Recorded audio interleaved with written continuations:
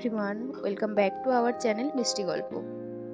আজকের আবহাওয়াটি ছিল বেশ সুন্দর, তাই সকাল সকাল আমরা বেরিয়ে পড়েছিলাম এই মিষ্টি আবহাওয়ায় একটু প্রাণ ভরে শ্বাস নিতে, মেঘের কাছাকাছি যেতে।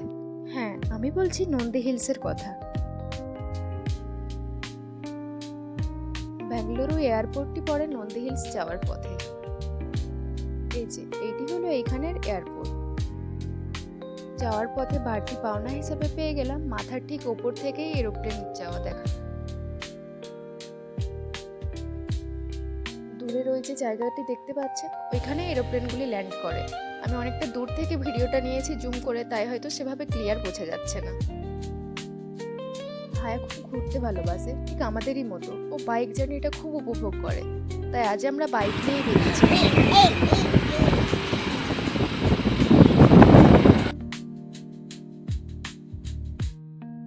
আজ শুধু আপনাদের পাহাড়ই দেখাবো না, তার সাথে আরো কিছু ইতিহাসও জানাবো। এই যেমন দ্বিতীয় বিশ্বযুদ্ধ, টিপু সুলতানের দুর্গ, সার্ক সামিট, আরো অনেক কিছু। সবকিছু জানতে হলে ভিডিওটা শেষ পর্যন্ত দেখতে থাকুন।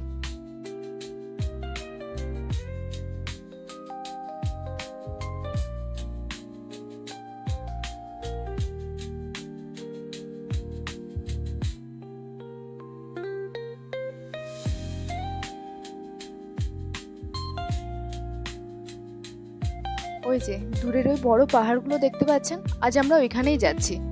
ফোন থেকে দেখতে এরকম বড় দেখালেও এখনো পৌঁছতে বেশ কিছুটা পথ বাকি।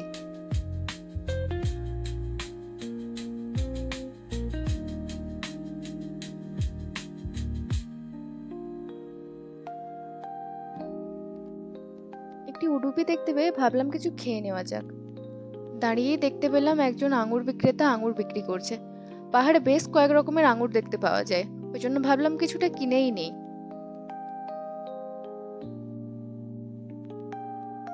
এখানে খাবারের কথা ভাবলাম, কারণ নন্দী হিলসে পৌঁছানোর পর তেমন খাবারের খুব একটা অপশন পাওয়া যায় না, আর যেগুলো পাওয়া যায় সেগুলো অনেক বেশি কস্টলি হয়। এই যে এসে গেছে আমাদের খাবার, ইডলি আর ধোসা।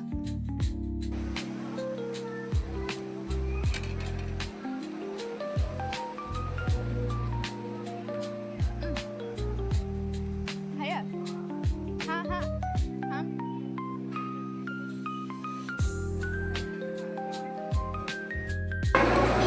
হায়া মামা, খাবারটা টেস্টি ছিল। কিছুটা ফ্রেশ হয়ে আমরা আবার বেরিয়ে পড়লাম আমাদের রাস্তায়। আমরা এখন একেবারে সামনেই এসে পড়েছি। এই যে নন্দী হিলসের সাইন দেখিয়ে দিয়েছে, এরপর আমরা পাহাড়ের ওপরে উঠছি। এখানটি দেখে মনে হচ্ছিল ঠিক যেন ক্যামেরায় বাঁধানো কোনো ছবি দেখছি চোখের সামনে।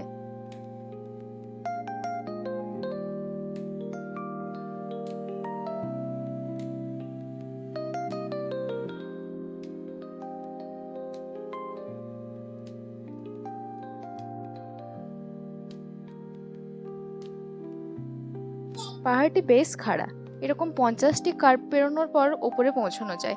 এটি উপর থেকে দেখতে বেশ সুন্দর লাগে। চলুন আমি আপনাদেরকে উপর থেকে এর একটি ছবি নিয়ে দেখাবো।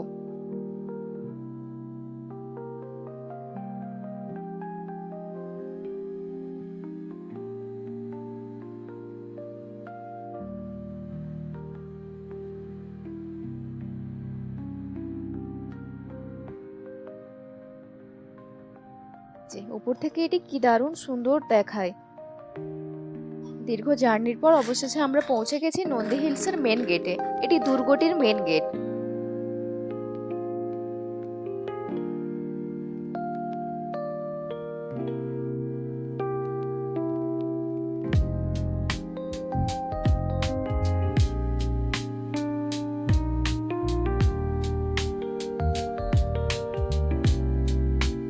সুবিশাল জায়গা জুড়ে এই জায়গাটি হলো পার্কিং এরিয়া।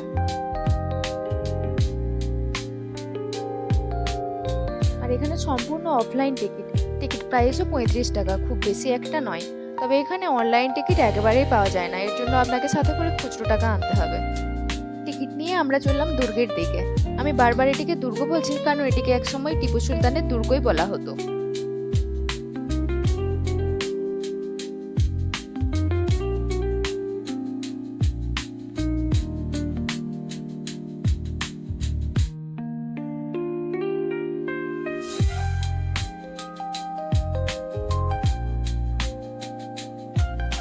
ভেতরে ঢুকতে একদম সামনেটাতে দেখতে পাওয়া যাবে টিপু সুলতান লজ। আমরা এখানটাতে বেরোনোর সময় ঢুকবো। এখন আমরা যাব ওপরের দিকে।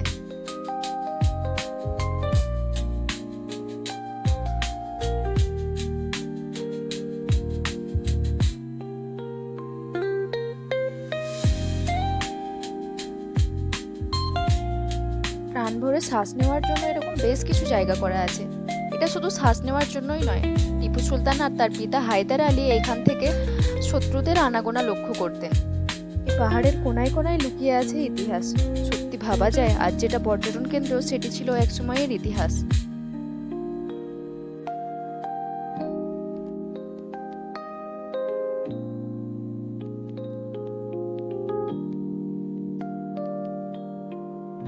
এই যে এনারা হলেন এখানের ছিনতাইকারী। ছিনতাইকারী বলার কারণটা আপনাদের কিছুক্ষণ পরে বলবো। এখানে এরকম নন্দিনী পার্লার বেশ কয়েকটা দেখতে পাবেন। আমরা ভেতরে যেয়ে জানতে পারলাম এখানে এক স্কুপ আইসক্রিমের দাম প্রায় 100 টাকা। তাই আমরা না নিয়েই বেরিয়ে পড়লাম ওখান থেকে।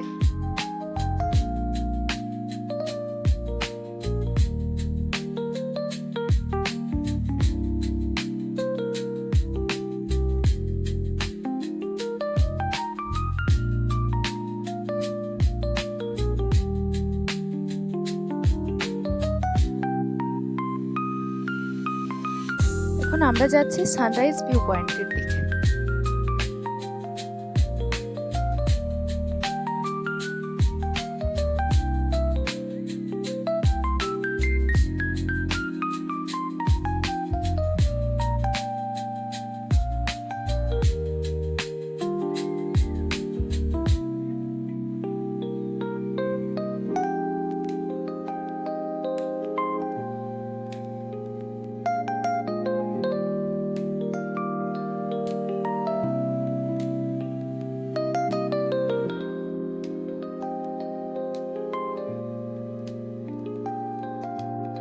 এই যে এই জায়গাটি হলো টিপুস ড্রপ পয়েন্ট।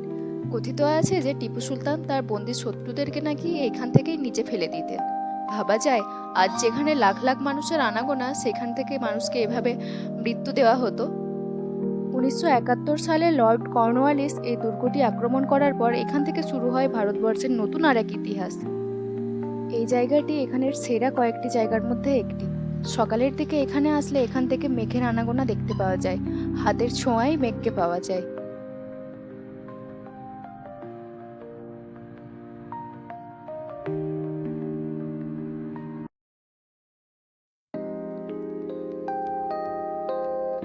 এখানে আর বেশি সময় নষ্ট না করে কয়েকটা ছবি তুলে নিয়ে আমরা চললাম এগিয়ে।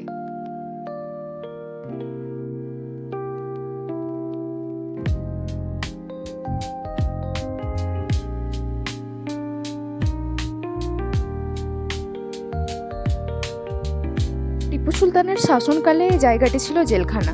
বন্দীদের এখানেই রাখা হতো। কিন্তু ব্রিটিশের শাসনকালে এটিকে স্যানিটেরিয়াম হিসাবে ব্যবহার করা হতো। স্যানিটেরিয়াম মানে বিশ্রামের জায়গা। সেনাদের ট্রেনিং আর বিশ্রামের জন্য এই মনোরম পরিবেশকে ব্রিটিশরা বেছে নিয়েছিলেন।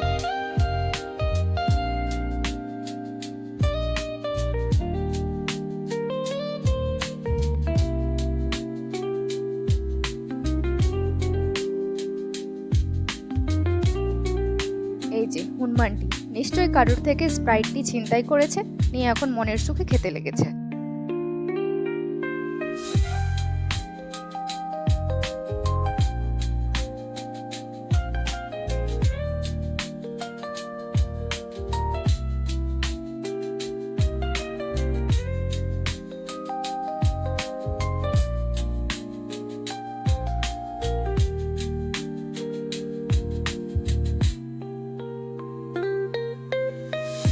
ওই যে হায়া আর হায়ার বাবা ওরা নিচে নেমেছে ওইখান থেকে নিচের ভিউটা দেখতে কেমন লাগে সেটি দেখার জন্য। এই সুযোগে আমি ভাবলাম ওপর থেকে আমি ওদের একটা ছবি তুলে রেখে নিই।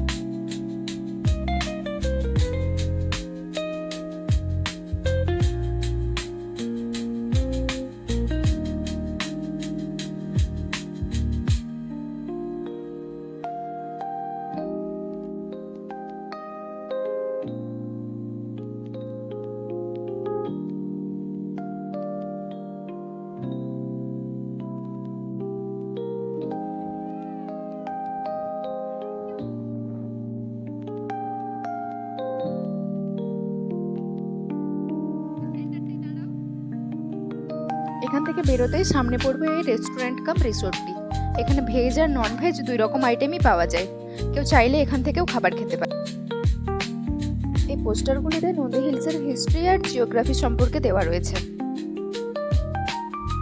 এটি হলো সানরাইজ আর সানসেট ভিউ পয়েন্ট। সূর্য ওঠার আর ডোবার সময় এখান থেকে দেখতে অপূর্ব সুন্দর লাগে।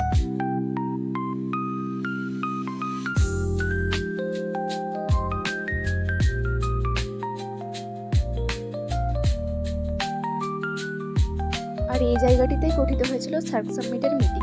এছাড়াও কর্ণাটকা গভর্নমেন্টের যে কোনো মিটিং বা কোনো কিছু এখানটিতেই হয়।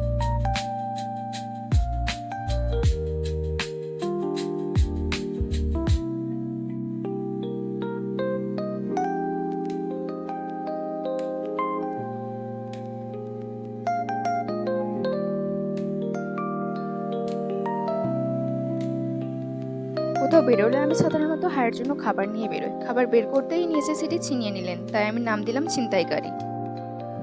এটি এখানের বিখ্যাত অমৃতা সরোবর।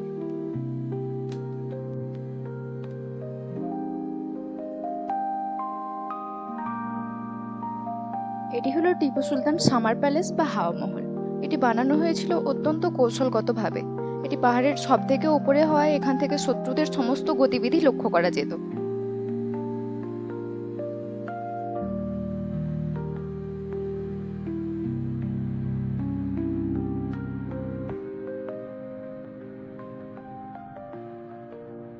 সমস্ত কিছু দেখে অবশেষে আমরা ফিরলাম আমাদের বাড়ির উদ্দেশ্যে। আপনাদের সাথে দেখা হচ্ছে নতুন কোনো ভিডিওতে অন্য একটি গল্প নিয়ে। আমার ভিডিওটি ভালো লাগলে অবশ্যই একটি লাইক করে দেবেন। ধন্যবাদ বন্ধুরা আমার ভিডিওটি শেষ পর্যন্ত দেখার জন্য।